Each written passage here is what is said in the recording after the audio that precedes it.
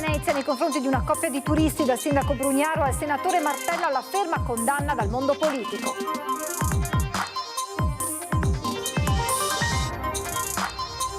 Una guardia giurata dell'ospedale All'Angelo di Mestre è stata aggredita da un tossicodipendente che ha dato in escandescenza al pronto soccorso, arrestato l'aggressore. Dramma Jesolo, una turista cinquantenne di nazionalità ucraina è andata a fare il bagno con il figlio quindicenne ed è annegato. Sandona di Piave, il TAR spinge il ricorso dell'associazione islamica dando ragione al comune. In via Montepopera non un centro culturale ma una moschea abusiva. All'indomani degli allagamenti a Bibbione la situazione sta tornando lentamente alla normalità. A breve al via la raccolta di materiali ingombranti. Jesolo pedala con i campioni. Dal 17 al 19 ottobre torna il Jesolo Bike Festival, un mare di bici che coinvolgerà grandi e piccini. Anche quest'anno un ospite d'eccezione, Beppe Saronni, leggenda del ciclismo mondiale. Edizione veneziana dei telegiornali di Antenna 3, buonasera, ben ritrovati. In primo piano la cronaca e quanto accaduto a Venezia con una nuova aggressione ai danni di una coppia di turisti ebrei, unanime e ferma la condanna del mondo politico. A distanza di poco più di un mese, un'altra aggressione antisemita è avvenuta a Venezia nei confronti di una coppia di turisti circondati da una decina di stranieri che al grido incalzante di Free Palestine hanno iniziato a insultarli. Poi uno degli aggressori ha izzato contro l'uomo un Rottweiler senza museruola, mentre un altro gli allungava la mano in segno di saluto per poi repentinamente colpirlo con uno schiaffo al volto, e un terzo lanciava una bottiglia di vetro che, frantumandosi a terra, ha ferito le caviglie della donna. Ferma condanna dal mondo politico. È un fatto gravissimo che va condannato, la violenza va sempre condannata ovunque. E i crimini di Netanyahu e del suo governo, che vanno fermati al più presto e che ogni giorno denunciamo, non possono essere una giustificazione per provocare forme di odio indiscriminato verso un popolo o verso un paese. Questo episodio è gravissimo e l'antisemitismo non deve trovare spazio in nessuna democrazia, né tantomeno nella nostra città, che è un esempio di dialogo e di pace. Non ci deve essere alcun tipo di tolleranza nei confronti di questi gesti. Qualsiasi forma di odio e di violenza motivata dall'odio razziale, religioso, politico è da rigettare fortissimamente. La nostra città non deve osservare più episodi di questo tipo e la classe politica, la società civile e l'attuale amministrazione devono impiegare tutte le risorse necessarie per garantire la sicurezza della comunità ebraica, dei turisti e di tutte le comunità e delle minoranze presenti in città. Venezia è e deve continuare a essere una città aperta, accogliente e sicura, dove il rispetto reciproco rappresenta il fondamento della convivenza civile, le parole del sindaco Brugnaro. Assicureremo, continua, un coordinamento ancor più stretto tra tutte le forze di sicurezza del territorio, che ringrazio per il tempestivo intervento, anche attraverso l'utilizzo della rete di videosorveglianza cittadina per garantire la massima tutela di residenti e visitatori. Esprimo la mia piena solidarietà alle persone coinvolte e alla comunità ebraica, ribadendo che Venezia non tollererà mai alcuna forma di odio o discriminazione. La nostra sarà e resterà una città libera, aperta a tutti, fondata sulla sicurezza e sul rispetto delle regole. Venezia, conclude il sindaco, è e sarà sempre una città di pace. Guardia giurata aggredita al pronto soccorso dell'ospedale All'Angelo di Mestre da un tossicodipendente che è stato poi arrestato dalla polizia. È andato in escandescenze danneggiando una barella e delle sedie del pronto soccorso dell'ospedale All'Angelo di Mestre, per poi prendersela con la guardia giurata che aveva tentato di calmarlo. Colpita al torace, la guardia giurata ha rimediato una prognosi di una settimana dopo aver trascorso la notte in regime di osservazione breve intensiva. L'aggressore è un tossicodipendente subito arrestato dalla polizia, intervenuta sia con gli agenti presenti in ospedale che con una volante di rinforzo. Il suo gesto ha riportato l'attenzione sul problema delle aggressioni nelle strutture sanitarie del Veneto. Oltre a sempre più capillari forme di prevenzione, ha commentato il presidente Zaia, è necessario che la punizione per i responsabili sia più dura possibile.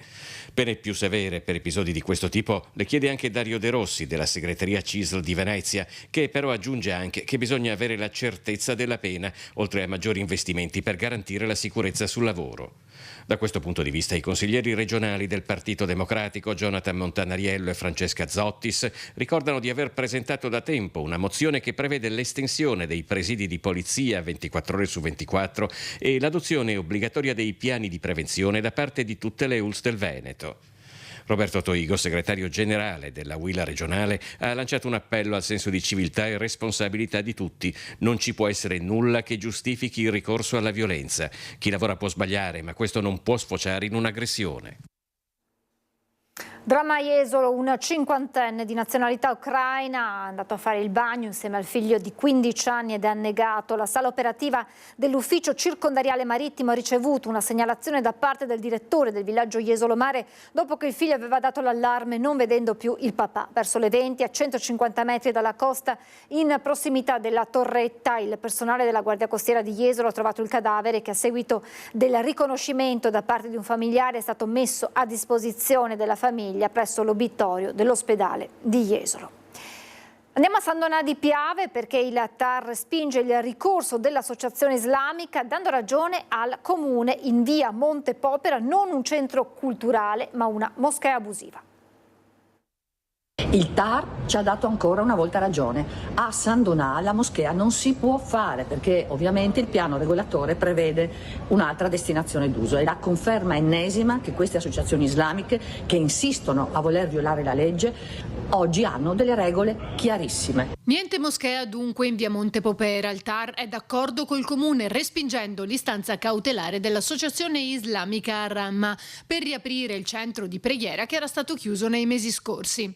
I giudici hanno infatti rilevato che l'immobile era stato abusivamente trasformato in moschea. Soddisfatto il vice sindaco e ancor di più l'europarlamentare ex sindaco di Monfalcone Cisint. A Mestre è necessario che quell'associazione islamica dove c'è già una sentenza del Consiglio di Stato che dice non potete usarla come centro islamico venga chiusa ed è per questo che il gruppo della Lega, il Consiglio Comunale a Venezia ha presentato un'interrogazione molto chiara. Va chiusa, bisogna fare i controlli e visto che hanno violato la sentenza, l'ordinanza, le regole, allora bisogna che quel bene venga acquisito al patrimonio del comune come a Monfalcone abbiamo già fatto. Acquisito vuol dire che va tolto, visto che c'è un comportamento irregolare da parte dell'associazione islamica in via Piave. All'indomani degli allagamenti a Bibione la situazione sta tornando lentamente alla normalità. Anche oggi Vigili del Fuoco e Protezione Civile al lavoro. Intanto Veritas informa che nei giorni 13, 16 e 17 settembre ci sarà su prenotazione la raccolta di materiali e ingombranti danneggiati dagli allagamenti di ieri. E anche a Lignano è il momento della conta dei danni dopo l'ondata di maltempo. La città di Lignano Sabbiadoro si risveglia facendo la conta dei danni provocati dal maltempo. Ebbene sì, quello che avete visto nelle immagini precedenti erano pezzi di asfalto sgretolati ed erosi dalle forti piogge che hanno colpito il comune di Lignano Sabbiadoro nella giornata di mercoledì 10 settembre. Ad essere interessato dal cedimento dell'asfalto è il viale centrale che collega Sabbiadoro a Pineta, all'altezza della Getur, fino alla rotonda di via Sabbiadoro, chiusa temporaneamente al traffico. Una situazione drammatica, quella che vi abbiamo raccontato, che ha colpito duramente il comune di Lignano. Le strade si erano trasformate in veri e propri fiumi, mentre alcuni scantinati e garage risultavano completamente allagati. Una delle situazioni più critiche, inoltre, si era verificata a Lignano Riviera, con il campeggio Pinomare completamente allagato nella parte sud, dove erano ospitate le case vacanza. Il più grande dispiacere che ho è quello di aver visto dei turisti in difficoltà, perché noi siamo città dell'accoglienza, siamo città del sole, siamo città dei servizi, delle manifestazioni, e vedere dei turisti in difficoltà è sempre un grande dispiacere. Ciò nonostante abbiamo cercato di fare l'impossibile. Ieri sera alle 8:30 tutti quanti erano alloggiati in posti sicuri, al caldo, con tutti i comfort, quindi erano circa 65 persone sfollate e siamo contenti di come ha funzionato la macchina. La città ora si trova a fare i conti con le conseguenze di una precipitazione eccezionale. In soli 12 ore erano caduti tra i 220 e i 240 mm di pioggia per metro quadrato, un dato che secondo le rilevazioni rappresenta la quantità più alta registrata a Lignano Sabbiadoro negli ultimi 30 anni. Problemi abbiamo avuto, il parcheggio era sommerso d'acqua, alcuni locali sono andati sotto, macchine bloccati nel parcheggio perché non andavano né avanti né indietro. Immagino che abbiano dei problemi perché le idrovore funzionano, però evidentemente i tubi sono stati abbastanza intasati. La città, messa letteralmente in ginocchio, si è svegliata davanti ai danni del maltempo. In Corso Monsoni restano ancora evidenti i segni dell'acqua, che aveva raggiunto quasi 1,5 metri di altezza negli scantinati e nei garage di un complesso abitativo privato, dove per ore la protezione civile aveva operato per svuotare i locali. È ben visibile ancora il segno marrone, come potete vedere nelle immagini, che delimita l'altezza dell'acqua incanalatasi all'interno. Strada ancora sporca e segnata dal maltempo raccontano la portata dell'evento che ha colpito la città balneare. Io conto nel giro di poche ore, al massimo di domani, di ripristinare il tutto, di rimetterla nuovamente in piedi. Il verde e quindi tutta la parte dei fiori, la parte più bella, più colorata, quella purtroppo ci ha abbandonato ieri perché c'erano fiori dappertutto che finivano nei tombini fognari, quindi era un disastro. È il momento di pensare al futuro, di farlo con una logica, una pianificazione e speriamo anche insieme alla Regione Friuli Venezia Giulia attraverso degli investimenti importanti. Venezia, Cavallino Treporti, Chioggia, San Michele al Tagliamento, Jesolo hanno sottoscritto questa mattina in prefettura il protocollo d'intesa per la prevenzione antimafia nel settore turistico, alberghiero e della ristorazione. L'accordo rafforza prevenzione e contrasto di fenomeni di riciclaggio, usure, estorsione e tentativi di infiltrazione della criminalità nel settore. Un osservatorio raccoglierà i dati per fornire indicazioni strategiche, mentre una cabina di regia avrà compiti di coordinamento delle iniziative programmate. La carenza di mezzi e organico della sede dei Vigili del Fuoco di Venezia approda in Parlamento. In un'interrogazione al Ministro dell'Interno, il vice segretario di Azione Ettore Rosato ha chiesto che il governo riconosca la specificità dell'attività in laguna anche con un finanziamento ad hoc. Quali iniziative urgenti intende adottare il Ministero dell'Interno per garantire la piena operatività della sede dei Vigili del Fuoco di Venezia? È la domanda che il vice segretario nazionale di Azione, Ettore Rosato, ha rivolto attraverso un'interrogazione parlamentare al Ministro dell'Interno Matteo Piantedosi, assieme alla proposta di stanziare risorse straordinarie che riconoscano la specialità della sede lagunare, aprendo un capitolo di spesa specificatamente dedicato ai Vigili del Fuoco di Venezia. L'interrogazione è partita dalle segnalazioni che arrivano dal territorio descrivendo una situazione di grossa difficoltà riprese dal segretario comunale di Azione Paolo Bonafè. Le imbarcazioni sono scoperte e gli espongono a freddo, vento, pioggia e caldo estremo. Gli interventi sono complessi, soprattutto tra maree secche e moto ondoso. Il turnover è altissimo e c'è una carenza di piloti specializzati. Solo 15 unità in servizio per turno invece delle 20 previste.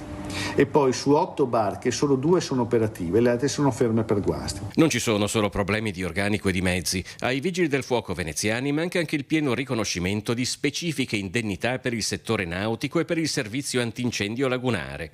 Eppure forme di compensazione economica per il maggiore disagio operativo sono già previste per Polizia di Stato, Carabinieri, Guardia di Finanza e Polizia Penitenziaria. È inaccettabile che chi porta soccorso debba farlo a rischio della propria incolumità, senza mezzi e senza il riconoscimento economico previsto dalla legge. La politica deve intervenire subito. Venezia è un territorio fragile, unico al mondo e servono risorse straordinarie e non soluzioni tampone.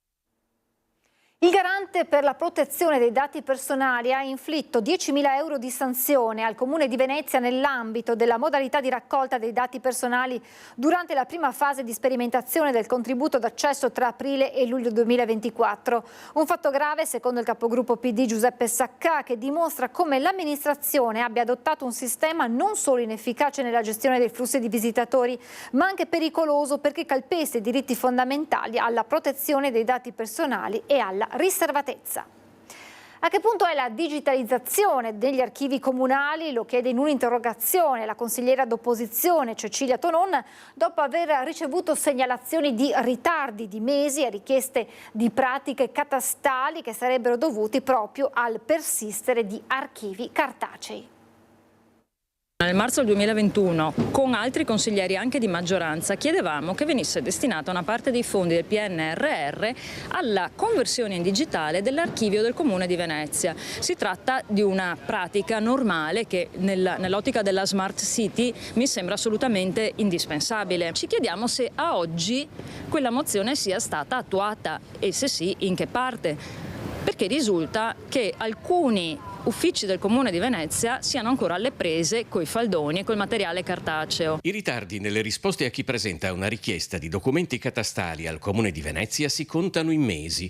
Ritardi a volte in grado di bloccare un cantiere o far perdere agevolazioni fiscali. Ritardi che, secondo la consigliera comunale di opposizione Cecilia Tonon, scontano un altro ritardo, quello dell'amministrazione comunale nella mancata digitalizzazione degli archivi. Sono state fatte infatti molte segnalazioni ultimamente da parte di professionisti che si rivolgono all'edilizia privata, ma anche di cittadini che fanno domande di accesso agli atti, a cui non ricevono risposte nel giro anche di 2-3 mesi, oppure come tutta risposta richiedono una richiesta di conferma della importanza e dell'urgenza della richiesta principale, perché evidentemente gli uffici si trovano con una grande quantità di richieste a cui devono far fronte andando a cercare nell'archivio cartaceo. Secondo Cecilia Tonon, chi ha chiesto la convocazione urgente delle commissioni competenti, il contrasto tra la definizione di Venezia Smart City, usata spesso dal Comune, cioè di un luogo in cui innovazione e tecnologie digitali migliorano e rendono più efficienti i servizi,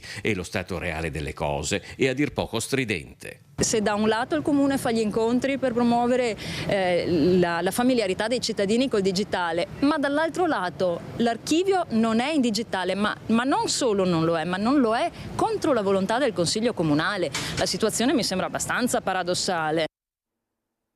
Il punto vendita Metro di Mestre chiuderà il 15 ottobre con la perdita di 33 posti di lavoro. L'annuncio è arrivato durante una riunione nazionale ieri a Milano. La Filcams CGIL ha espresso la propria contrarietà denunciando l'impatto negativo sulla comunità locale. Molti dei lavoratori coinvolti sono ultra cinquantenni con oltre 30 anni di servizio in azienda.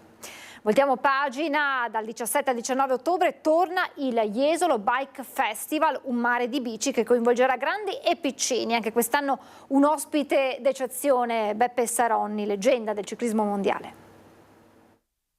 La Costa Veneta si prepara ad accogliere i grandi nomi del ciclismo. Dal 17 al 19 ottobre Jesolo ospiterà una nuova edizione della Pedalata con il Campione, evento clou del programma Un mare di bici. Quest'anno protagonista assoluto sarà Giuseppe Saronni, leggenda del ciclismo mondiale e campione del mondo 1982. Jesolo Un mare di bici è il gioiello di quest'anno, è la vera novità in ambito di ciclismo, noi ne andiamo fierissimi. Mi piace chiamarlo kermesse, che è il termine che hai usato tu prima in conferenza stampa, proprio perché è un evento unico in Italia che consente la partecipazione a tutti, agli sportivi, agli agonisti e non, ma soprattutto di tutte le età, per cui partiamo dai bambini veramente dai 3 anni che iniziano ad andare con la bicicletta a rotelle fino agli adulti. Io ricordo l'anno scorso al Mediofondo il più anziano aveva 90 anni. Numeri in aumento. Lo scorso anno oltre 500 partecipanti, 100 bambini in gara, 50 campioni ed ex professionisti. Un successo che si rinnova anno dopo anno. Prendiamo tutte le fasce d'età e anche tutti i tipi di ciclismo. Abbiamo il ciclismo agonistico, il ciclismo di gravel e questo vale anche per i bambini, per cui bambini che possono partecipare a una caccia tesoro di tipo educativo, educazione stradale, quindi insomma è importante insegnarla già a tenera età, ma anche bambini che vogliono misurarsi un attimino più con la competizione, per cui abbiamo anche un'altra novità assoluta che è il duathlon. Un festival che non è solo sport ma anche turismo e comunità. Per 3 giorni Jesolo diventa capitale del cicloturismo d'autunno. Un viaggio tra campioni, giovani promesse e un territorio che in sella si rivela in tutta la sua bellezza. E con questo appuntamento chiudiamo questa edizione del nostro telegiornale. Ora la sigla e le previsioni del tempo. Grazie per averci seguito e buona serata.